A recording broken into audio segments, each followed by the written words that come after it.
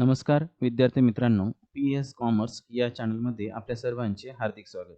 विद्यार्थी मित्रांनो, जे विद्यार्थी मार्च 2026 या परीक्षेमध्ये अनुत्तीर्ण झाले आहेत, फेल झालेले आहेत, नापास झालेले आहेत, त्यांच्यासाठी जून-जुलै एक्झाम 2026 होणार आहे. तर त्यामध्ये त्यांना फॉर्म भरण्याची जी कालावधी आहे, जी डेट आहे, ती कोणती आहे आणि आपल्याला कधी फॉर्म भरायचे आहेत, याबद्दलची माहिती आपण या व्हिडिओमध्ये पाहणार आहोत.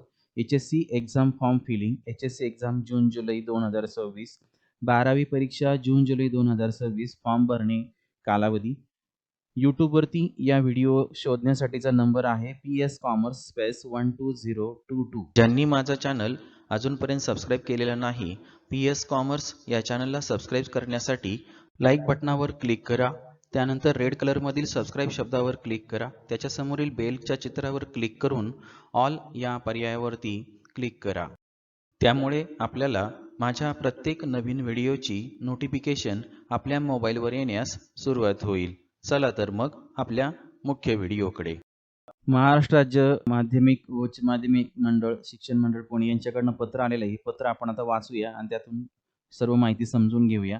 जून-जुलै 2026 मध्ये घेण्यात येणाऱ्या उच्च माध्यमिक प्रमाणपत्र इयत्ता 12वी पुरवणी परीक्षेचे आवेदनपत्रे म्हणजेच फॉर्म भरायचे परीक्षा फॉर्म ऑनलाईन पद्धतीने सादर करण्याच्या तारखांबाबत प्रकटन. उच्च माध्यमिक प्रमाणपत्र 12वी फेब्रुवारी-मार्च 26 परीक्षेचा निकाल 2/5/2026 रोजी ऑनलाईन जाहीर झालेला असून महाराष्ट्र राज्य माध्यमिक व उच्च माध्यमिक शिक्षण मंडळातर्फे पुरवणी परीक्षा जून-जुलै 2026 मध्ये घेण्यात येणार आहे.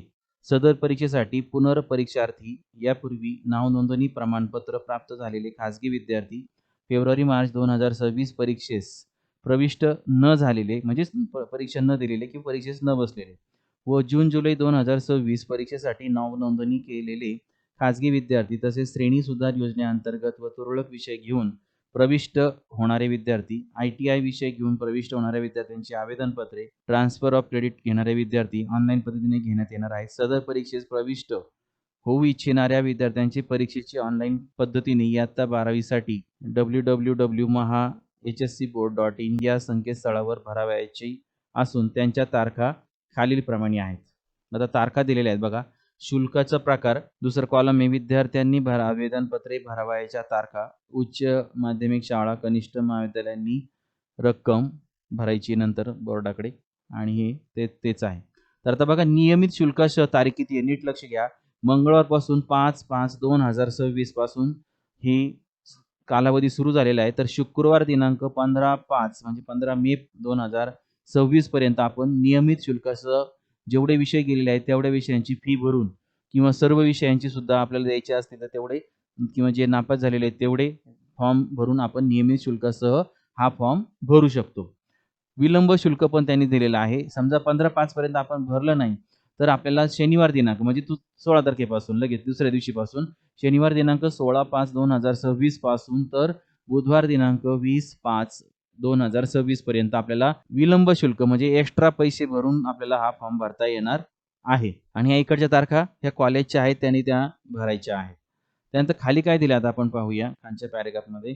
सर्व विद्यार्थ्यांनी आवेदनपत्रे म्हणजेच फॉर्म परीक्षा फॉर्म सबमिट केल्यानंतर आवेदनपत्रे भरावयाच्या कालावधीमध्ये उच्च माध्यमिक शाळा कनिष्ठ महाविद्यालयांना कॉलेज लॉग इन मधून प्री लिस्ट उपलब्ध करून दिलेली असेल.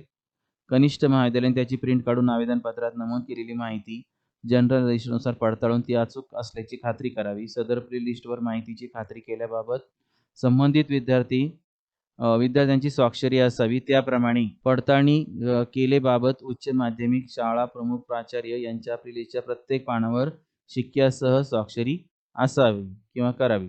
इयत्ता 12वी परीक्षेची आवेदनपत्रे ही ऑनलाईन पद्धतीने स्वीकारण्यात येणार असल्याने विद्यार्थ्यांनी आवेदनपत्रे त्यांच्या उच्च माध्यमिक शाळा किंवा कनिष्ठ महाविद्यालयातील प्राचार्य यांच्या ऑनलाईन आवेदन पत्रे भरण्यासाठी खालील महत्त्वाच्या बाबी विचारात घेणे आवश्यक आहे. ऑनलाईन आवेदनपत्र भरताना फेब्रुवारी-मार्च 2026 परीक्षेत अनुत्तीर्ण झालेल्या विद्यार्थ्यांना त्यांची या परीक्षेतील माहिती आवेदनपत्रात ऑनलाईन घेता येईल. म्हणजे तुम्ही जे अनुत्तीर्ण झाले आता तुम्हाला ऑनलाईन मार्कशीट मिळालेलं आहे तर ते घेता येईल आणि ते फॉर्म भरता सुद्धा येईल. श्रेणी सुधार किंवा परीक्षेचं मार्कशीट सुद्धा तुम्हाला 8 दिवसाला मिळणार आहे. ते तुम्ही त्याची झेरॉक्स पण जोडू शकता. श्रेणी सुधार विद्यार्थ्यांसाठी असलेल्या अटी व शर्तीनुसार श्रेणी सुधार करू इच्छिणाऱ्या फेब्रुवारी मार्च 2026 परीक्षेतील उत्तीर्ण विद्यार्थ्यांसाठी जून जुलै 26, फेब्रुवारी मार्च 27 आणि जून जुलै 27 अशा 3 लगतच्या 3 संधी उपलब्ध राहतील याची नोंद घ्यावी. म्हणजे 2 नंबरमध्ये काय सांगितलंय, काहींना समजा आता फर्स्ट क्लासला 2% कमी पडले म्हणजे 58% पडले, त्यांना फर्स्ट क्लास करायचा तर ती या 3 परीक्षा देऊ शकतात आणि आपले मार्क वाढवून फर्स्ट क्लास करून घेऊ शकतात. किंवा ज्यांना डिस्टिंक्शन पाडायचं आहे, त्यांनी 2-4% कमी आहे, तर ते अभ्यास करून या 3 परीक्षा देऊन आपली टक्केवारी वाढवू शकतात, फर्स्ट क्लास डिस्टिंक्शन घेऊ शकता. त्यासाठी ह्या परीक्षा दिलेल्या आहेत. 3 नंबर दिलेला आहे. सर्व उच्च माध्यमिक शाळा, कनिष्ठ महाविद्यालयांनी मंडळाच्या अधिकृत वेबसाईटद्वारे प्राप्त ऑनलाईन चलनावर नमूद केलेल्या ICICI बँकेच्या व्हर्च्युअल अकाउंटमध्ये कोणत्याही बँकेमधून NEFT, RTGS द्वारे चलनाद्वारे अचूक शुल्क रकमेचा भरणा करण्यात आला. हे तुम्ही ज्या महाविद्यालयातून, कनिष्ठ महाविद्यालयातून फॉर्म भरणार आहात, तर तिथूनच त्यांच्या ऑफिसद्वारे हे फॉर्म केलं जाईल. विद्यार्थ्यांनी याची काही विचार करायचा नाहीये. ठीक आहे. फक्त तुम्ही विलंब शुल्क, नियमित शुल्क आणि फॉर्म भरा. तेवढं शुल्क तुमच्या शाळेला, कॉलेजला देऊन टाका आणि फॉर्म भरून टाका. आणि शेवटचा 7वा मुद्दा दिलाय, अति विलंब शुल्काने. म्हणजे हे इथे डबल किंवा टिबल सुद्धा फी असू शकते, मला माहिती नाही, किंवा प्रति दिवस 100 रुपये चार्जेस असतात. याला अति विलंब शुल्क म्हटलेलं आहे त्यांनी. अति विलंब शुल्काने आवेदनपत्रे भरण्याच्या तारखा यथावकाश कळविण्यात येतील. म्हणजे अजून त्या तारखा काही निश्चित झालेल्या नाही, परंतु विद्यार्थ्यांनी ती वाट पाहण्यापेक्षा आपल्या ज्या वरची जी नियमित तारीख दिलेली आहे, याच तारखेमध्ये 5/5/2026 ते 15/5/26 यामध्येच तुम्ही जे पुन्हा परत तुम्हाला जून जुलैमध्ये परीक्षा द्यायची, त्याचे फॉर्म लगेच 15 तारखेच्या आत सर्व काही करून प्रोसेस करून पूर्णपणे भरून टाका. माझा व्हिडिओ कसा वाटला याबद्दल कमेंट्स नक्की करा, किंवा तुम्हाला पुढे कोणता व्हिडिओ पाहिजे आहे, कोणत्या विषयांचे व्हिडिओ पाहिजे आहेत त्याबद्दलही माहिती सांगू शकता. पुन्हा आपण भेटूया नवीन अशाच एका माहितीपूर्ण व्हिडिओमध्ये.